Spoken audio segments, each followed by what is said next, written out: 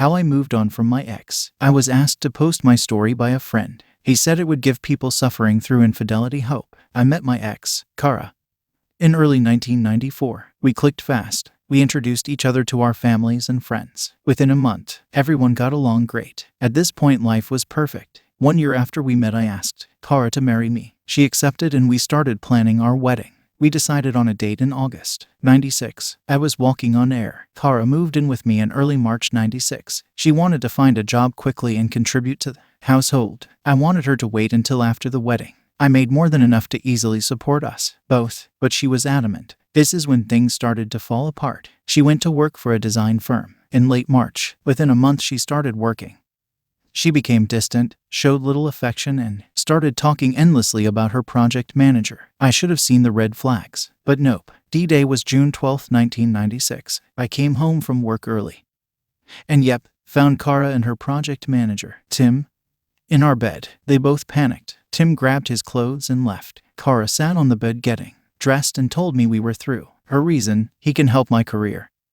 You can't. 2 weeks after, Kara's BFF, Terry, called. She hadn't spoken with Kara in a while and wanted to chat. I told her what happened. She thought I was making a joke and started laughing. When I was silent, Terry realized I was serious. Kara had been kind enough to give me her new address and phone number if I ever wanted to chat or visit.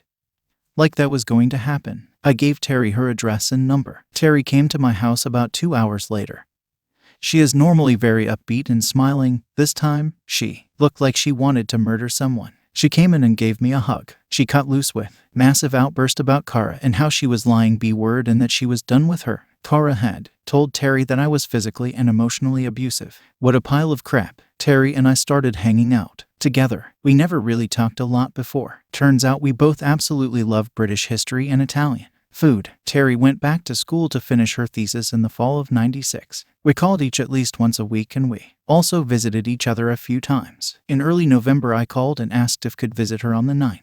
She was about to start doing some hard research and I knew her time was going to be needed for her project. I went to her apartment. When I got there, she asked me if I was calling and visiting her because I wanted to talk to someone or was it because I liked time with her. This made me chuckle. I told her that my friends live within a mile of me. If I wanted to just talk or hang out, I wouldn't run up my phone bill or drive 2 hours. I liked being with her. She smiled and we went out for dinner and a movie. When we went back to her place, she turned and kissed me. I was stunned but quickly recovered and kissed her back. Our first date. First kiss and the first time we slept in the same bed. The other first happened the next day when I left to get breakfast for us and came back to her apartment with engagement ring. We were married on May 9, 1998. A few months after we were married, my sister called. Kara wanted to talk to me. She gave my sister her number. Terry said I should call, so I did. She apologized and wanted to know if we could try again. I thanked her, said I had moved on. At this point, Terry got on the call.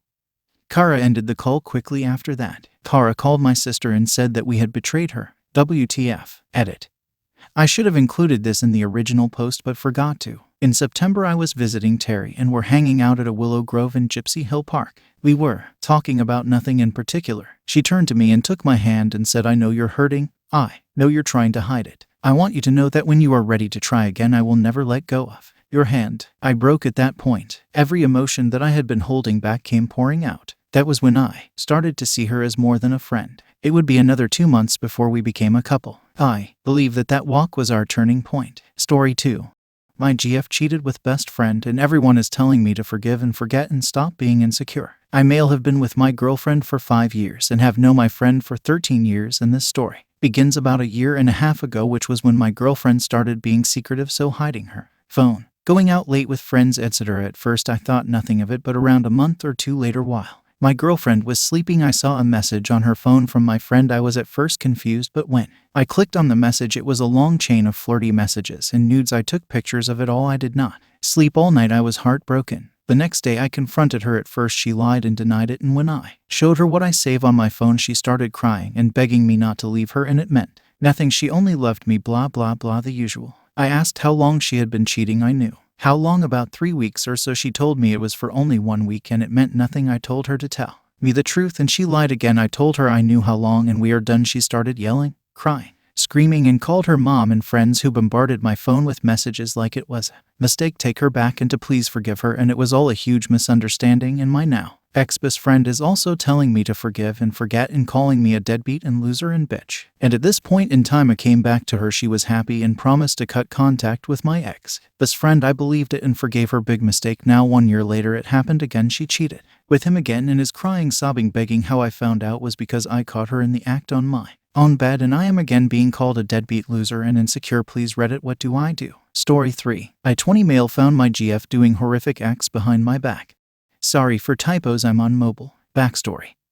My GF of Sixers used to live in a rental apartments and were in same city. After I had a fight with my mom, I kicked her out for putting my kittens in grave danger. Since my mom was no more, I was alone.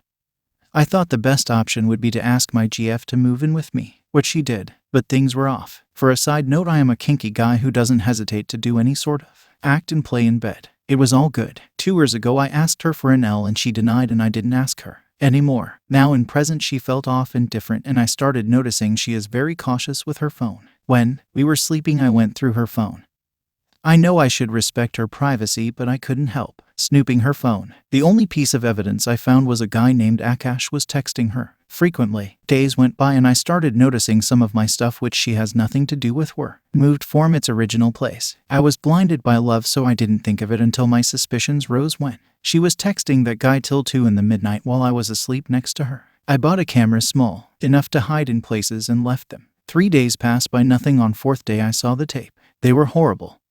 She did everything with that guy that I asked, even begged her to do with me, and she denied. Since I'm Indian, performing Kama Sutra was one thing I always wanted to do. I told her that as well. She did an L and many more positions. I sat there in shock, anger, and disgust. The only thing roaming in my head was, why not me? I wanted all that, yet not me. She was living off my money. I was the one giving her everything I wanted. Then why? I cried a lot. Next day she was bitchy as usual. I told her I needed to show her something, and showed her the tapes. She was petrified and started crying and begging for forgiveness. She said she didn't know why she did it. She was the girl I wanted to marry, and she even met my family. 6 years of love and care wasn't enough. She said wanted to do all the stuff with me but was scared. Like she wasn't scared to do it with stranger. I kicked her out and packed all of her belongings. This all happened yesterday, and my phone is blowing with her calls and messages. I had blocked 5 numbers until now. God knows how many more she has. It hurts for me as I'm thinking, that was I not good enough? I just want to know, are all of them like this? Edit. Thank you all for your love and support. I told all of her family and mutual friends about this, yet some of her friends are taking her side. And I showed her parents the video, and now they are disowning her and the person asking for video.